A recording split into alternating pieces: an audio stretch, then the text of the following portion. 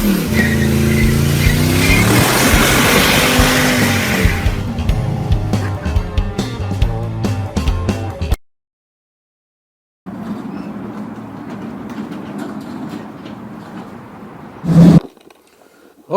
guys, I want to explain this Corvette suspension a little bit more. We started our video last week on part 1 series.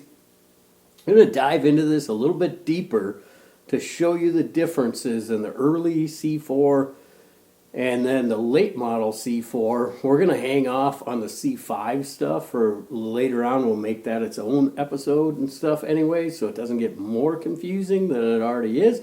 Because there's a lot of changes that they've done to these and variations along the way.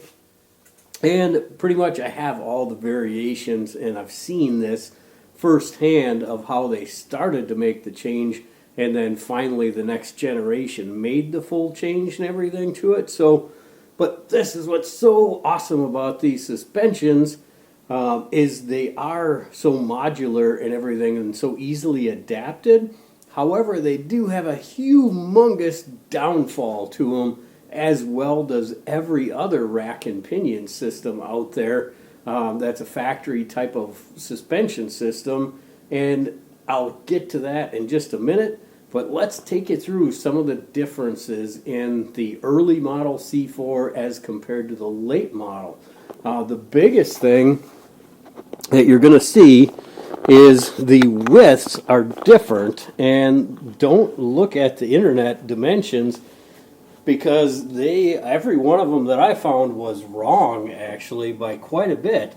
So early C4, and this is measuring from hub to hub without the rotors on it, is 61 1/8, and that's sitting at flat with the lower control arms flat, and I think they actually are measured with that monoleaf on it from the deals on the all the dimensions on the internet I could find were like 60 1/2 they're showing it, and with the brake rotor it's at 61 3/4. That's the narrowest C4 suspension that's out there. The C5, 6, 7s all get significantly wider, all the way up to like 67 inches. So this is the narrowest one, would be your earliest C4, and that's 61 3/4. Late model, 63 inches. Well, everything I read on the internet, they were an inch difference in width, but that is not true. They're an 1.25 inch difference in width. And that could be the difference of your tires rubbing or not. So I can verify this because I've done a lot of research on this, and to get these to fit right, and you really need to be solid with those dimensions and everything. So there's what I came up with right there for the width wise. In this particular car, the 61 Corvette we're going to put this in, is a very narrow car and stuff in the first place. So it could really utilize a narrower front suspension, but this customer or friend of mine wanted me to use the components that were in the car already, because these components were all done already and they're all polished and all new ball joints and everything on them, and everything looks really good. So instead of using this big ugly cross member up here, we're going to make something completely new, thinking, okay, well, why don't we just narrow it and use his components? But we have another constraint that we have to work within, and it's these wheels right here. So he had ordered the wheels already machined, done, finished, tires mounted, balanced, and as you can see, they got a pretty good lip on them. And if you have a wide suspension in a narrow car, that wouldn't even have that lip. I love the look of that lip and everything to give that wheel a little bit more dimension. However, they stuck out, and they're only a 225 wide tire, and they also stuck out of the wheel wells almost an inch. So in order to get these to tuck inside of it, I have to narrow it up 2 inches at least, about 2.5 inches, And turns out that with the wider late model suspension like that's on the car right now, the only way I can make that work is if I narrow it 3 1/8 of an inch. So that's a lot of narrowing, and it leaves no room for the cross member for the steering shaft to come through for the rack and pinion. But let me talk about that rack and pinion. Well, let me take you through a couple differences first of what you're going to see if you find a late or an early model C4 suspension.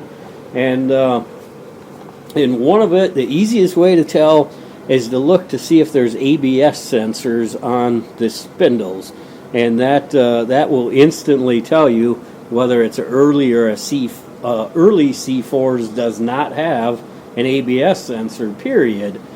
Later versions of the C4 early suspension is actually, I have an example over here, they did have a boss on it, but no sensor. There's no sensor, and it was just a covered hole, and I think they figured out that they couldn't possibly do it with the bearing cartridge in there, and they had to design a whole new spindle. So this is actually a first version or second version of this early C4 right here.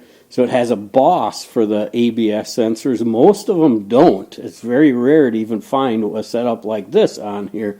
So this is an early C4. And another way that you can tell, the early model C4s have a flat on the top of the control arm cross shaft. The late model, the flat is on the side of it. So early model, flat on top. Late model, flat on side.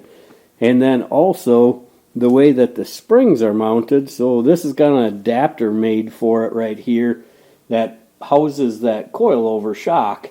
And the later model versions, like this one over here, this later model version has a cross pad shaft right there, and a shock literally just bolts right on. No adapted bracket needed. So kind of nice to have a boss that just mounts that bottom shock very easily. And then also the sway bar on the bottom has a boss that is cast right into the control arm, and the sway bar bolts onto that, where the early C4 like this, it has a bracket that holds the bottom part of the leaf spring in there, and then the bracket for the sway bar bolts onto that. So in order to get a sway bar to work on here, will require a little bit more of bracketry work and everything to give that sway bar working on there. But let's get into, that's the biggest differences right there in the early and late model C4. And again, width-wise, packaging, if this helps you to get a narrower setup, you might want to go with a early model C4. But we are going to narrow both of them. We're going to narrow up a early and a late model C4. And we're also going to use a different rack completely. And we're going to really get creative with the rack as well in a couple different ways. And I want to show you what the biggest problem of mounting these suspensions is. And that would be the rack placement. So this is a suspension that a friend of mine actually made. And he made this off of all these parts that I sold him off a super low mile Corvette, and I sold him all the suspension front and rear, and I sold him an LS1 motor and a bunch of other parts almost 20 years ago. I think it was 18 years ago when I sold him all these parts and pieces, and he built this. He put it in this Cameo, and it had been sitting like this for probably 10-15 years now, moved around from place to place.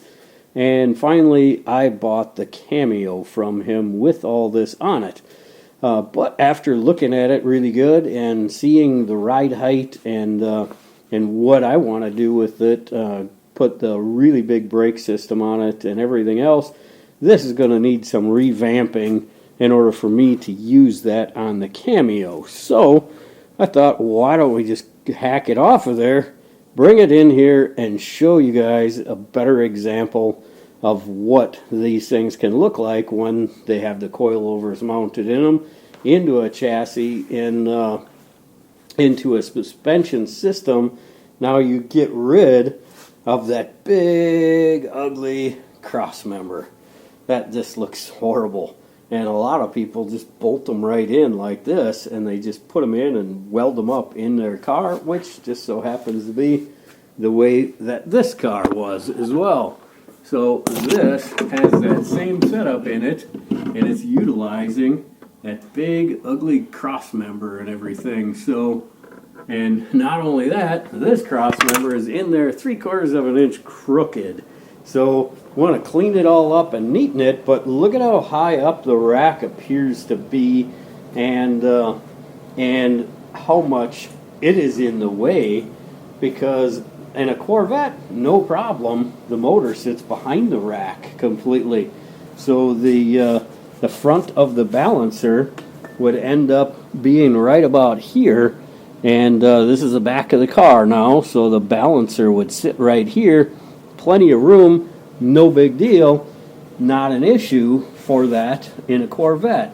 Most hot rod swaps, like this truck over here, it cannot, and the Cameo both, so he had all this in there, and the way that the motor mounts are set up and the motor, he cut a humongous hole in the firewall of it and pushed the motor back so the last 2 cylinders were in the firewall, completely in the cab of the truck, because he couldn't move the motor far enough forward because that rack is right in the way.